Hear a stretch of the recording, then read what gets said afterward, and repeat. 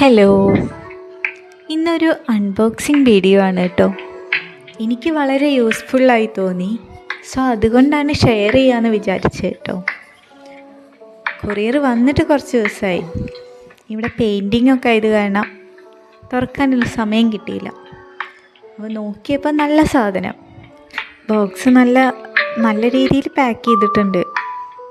അതുകൊണ്ട് തന്നെ പൊളിക്കാൻ കുറച്ച് പാടായിരുന്നു. പിന്നെ ഡെലിവറിയിലും ഡാമേജ് ഒന്നുമില്ല, നല്ല സെക്യൂറായിട്ട് വാപ്പ് ചെയ്തിട്ടുണ്ട് കേട്ടോ. പച്ചക്കറികളൊക്കെ ആണെങ്കിൽ നമുക്ക് ഫ്രിഡ്ജിൽ കയറ്റി വയ്ക്കാം.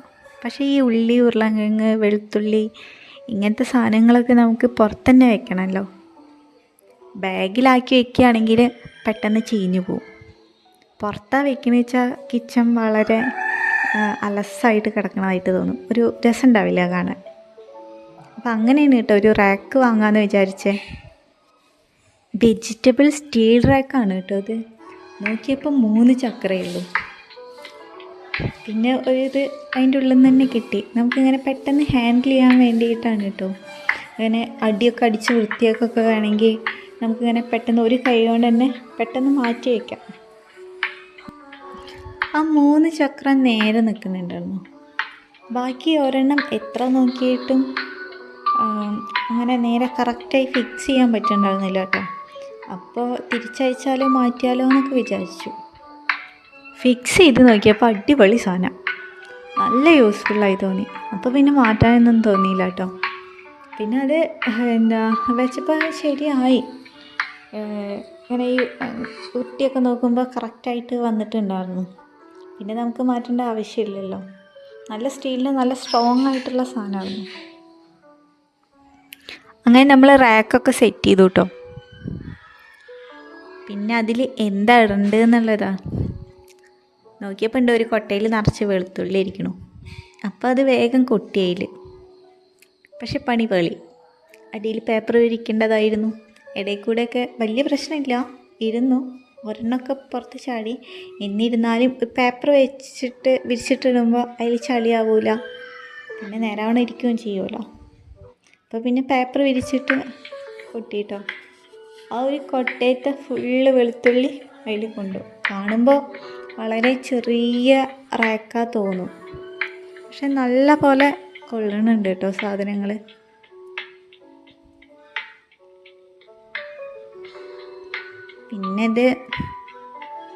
പിന്നെ ഓരോന്നും അടുത്തതിലെല്ലാറ്റിലും പേപ്പർ ഇങ്ങനെ കട്ട് ചെയ്ത് വെച്ചു.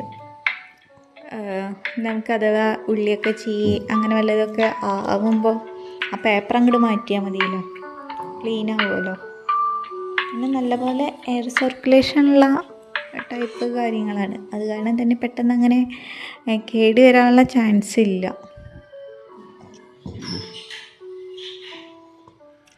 ഇനി അടുത്തതിൽ വലിയ ഉള്ളി ഇടുമായിരുന്നു കേട്ടോ. അത് കൊട്ടിയാലോ എന്നൊക്കെ വിചാരിച്ചു, പക്ഷേ കൊട്ടിയ പണി കിട്ടിയാലോ എന്ന് വിചാരിച്ചിട്ട് കുറേശ്ശെ എടുത്തിട്ടു.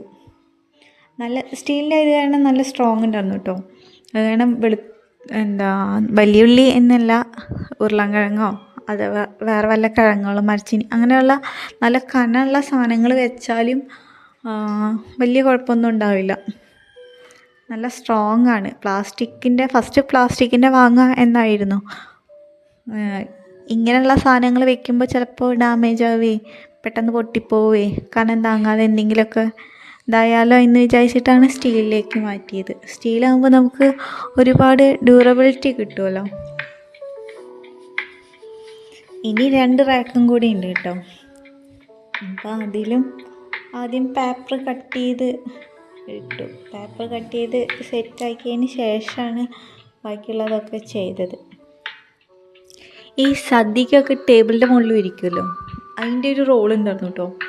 അപ്പോൾ അത് കട്ട് ചെയ്തിട്ടാണ് വെച്ചിട്ടുണ്ടായിരുന്നത്.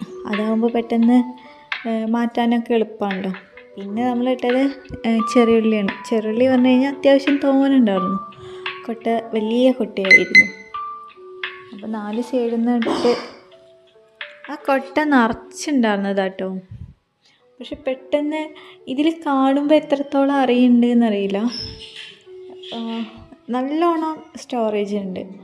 കാണുമ്പോൾ ചെറിയ 4 റാക്ക് പോലെ തോന്നിയെങ്കിലും ഒരുപാട് സാധനങ്ങളൊക്കെ ഉണ്ട് കേട്ടോ. ലാസ്റ്റ് ഞാൻ എല്ലാ കൊട്ടയും കൂടി കാണിച്ചു തരാം. ആ 2-3 കൊട്ടയത്തെ എല്ലാതും ഈ റാക്കിൽ അങ്ങോട്ട് ഒതുങ്ങി. ഇനി ലാസ്റ്റത്തെ തട്ടിലും ഉള്ളി തന്നെയാണ് കേട്ടോ. വെജിറ്റബിൾസൊക്കെ പിന്നെ നമുക്ക് ഫ്രിഡ്ജിൽ നേരെ വെക്കാമല്ലോ. ഈ ഉള്ളി തുറന്ന് തന്നെ ഇരിക്കേണ്ട സാധനമായത് കാരണം നമുക്കിതുപോലെ റാക്കിൽ വെച്ച് സൂക്ഷിക്കാവുന്നുള്ളത്. മറ്റേ കൊട്ട എന്ന് പറയുമ്പോൾ കുറേ എന്തെങ്കിലും ഇങ്ങനെ പരന്ന് ഇതാക്കണ്ടേ. ഇതാകുമ്പോൾ ചെറിയൊരു സ്പേസ് മതി.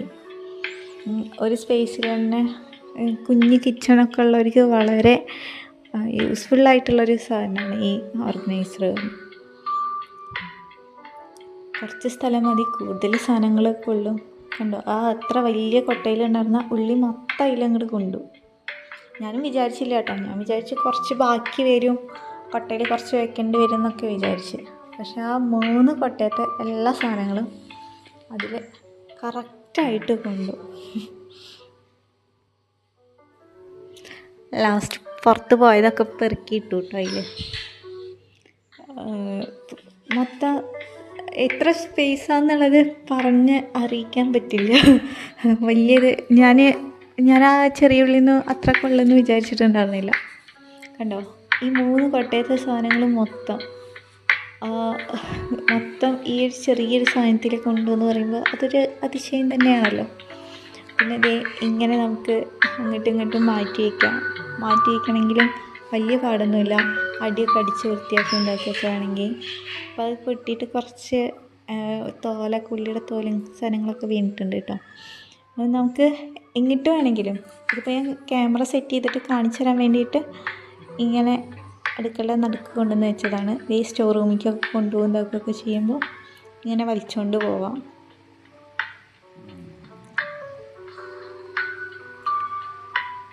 ഒരു കിച്ചൺ ഓർഗനൈസർ എന്ന ലെവലിൽ 100ൽ 100 കൊടുക്കാം കേട്ടോ.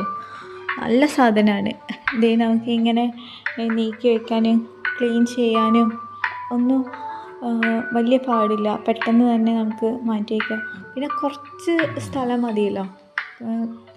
കുറച്ച് സ്ഥലത്തിന് കൂടുതൽ സാധനങ്ങൾ, ആ കൊട്ടയത്തെ എല്ലാ സാധനങ്ങളും ഇതിലുണ്ട്. ഈ 3-4 കൊട്ട അങ്ങനെ പരന്ന് കിടക്കണേക്കാട്ടി ഒരു സ്ഥലത്ത് ഇതിങ്ങനെ സ്റ്റോർ റൂമിലൊക്കെ ഒരു സൈഡിൽ ഒതുക്കി വെച്ച് കഴിഞ്ഞാൽ നല്ല വൃത്തിക്ക് ഇരുന്നോളും.